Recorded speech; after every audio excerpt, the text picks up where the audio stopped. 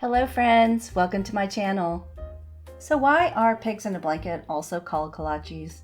In Texas, kolache or Klobasnek is a similar dish which originates from Czech immigrants. The meat is wrapped in kolache dough, and this dish in Texas is most commonly referred to as kolaches. Today my granddaughter is going to help me, so this is a great recipe to get the kiddos involved. So let's get to cooking. There are 4 main ingredients for this recipe. 1 container of butter tasting Grand's Southern Homestyle biscuits to make 8 kolaches. 1 package of Smokey breakfast sausage, original or cheese. We're using cheese today. 1 egg. Yellow mustard or your choice of mustard. Everything bagel mix, which is optional, but it does add more flavor and texture. And a little tip, you can cut the sausages and biscuits in half to double the amount.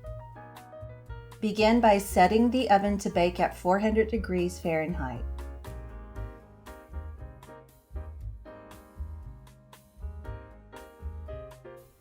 While the oven is heating, open the biscuits and place them on a baking pan with parchment paper for best results to speed up the cleanup time.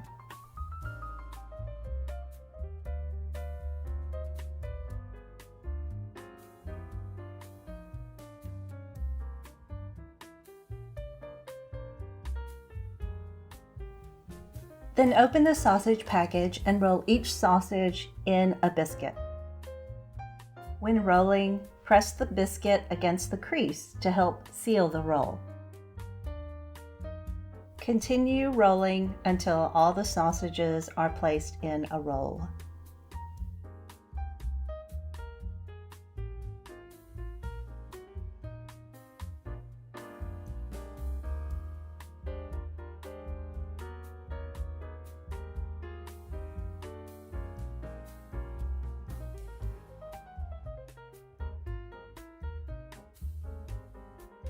Next, prepare the egg wash by whisking the whole egg. The egg wash helps to seal the edges together, add shine, and enhance the golden color. Using a brush, I'm using a silicone brush here. Apply the egg wash to each roll.